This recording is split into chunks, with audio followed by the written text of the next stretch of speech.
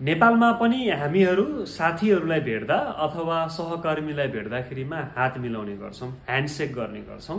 यो मूलतः केटाहरू पुरुषहरूको माझमा बढी प्रचलनमा रहेको देखिन्छ। तथापि नेपालका कम्युनिस्ट पार्टीका महिला कार्यकर्ताहरूको माझमा पनि यो ह्यान्डसेक गर्ने चलन हामी देख्छौं। ह्यान्डसेक गर्नुको सांकेतिक अर्थ भनेको हामी एउटै धरातलमा छौं भनेर समानताको संकेत यसले दिन्छ।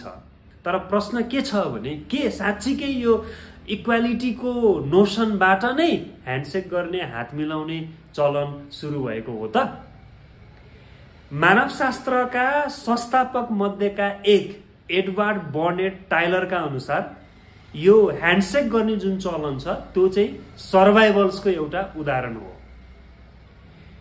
उनका अनुसार व्यक्तिहरू अथवा समूहहरू, व्यक्तिको सानो समूह हामी हात हतियार विहीन छौं, हामीसँग हात हतियार छैन भनेर शान्तिको सन्देश प्रवाह गर्नको लागि ह्यान्डसेक गर्थे। तर आजको मितिमा त्यही अर्थ बोकेर ह्यान्डसेक गरिँदैन। तसर्थ उनका अनुसार ह्यान्डसेक, हात मिलाउने सर्भाइभल्सको एउटा उदाहरण हो। टाइलरका अनुसार सर्भाइभल्स भनेका ती प्रक्रिया, विचार, चलन आदि हुन् जुन बानीको रूपबाट, लतको रूपबाट नयाँ समाजमा स्थानान्तरण भएका हुन्छन्।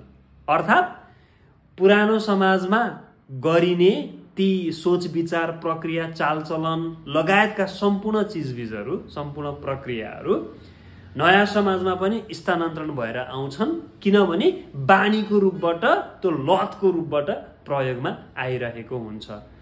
र नयाँ समाजमा स्थानान्तरण भएर आउँदाखेरिमा चाहिँ ओरिजिनल्ली प्रारम्भिक रूपबाट जे अर्थ त्यसले बोकेको हुन्छ त्यो अर्थ नबोक्न त्यसले सक्छ, त्यो परिमार्जित भएर आउँछ। र यही क्रमबाट के हुन्छ त संस्कृतिको पनि विकास हुने गर्छ भन्ने इबी टाइलरको तर्क छ।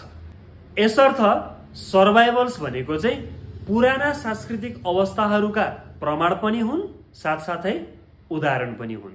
इबी टाइलरको समयमा पुराना समाजका संस्कृतिको अध्ययन कसरी गर्ने भन्ने विषय चुनौतीपूर्ण थिए।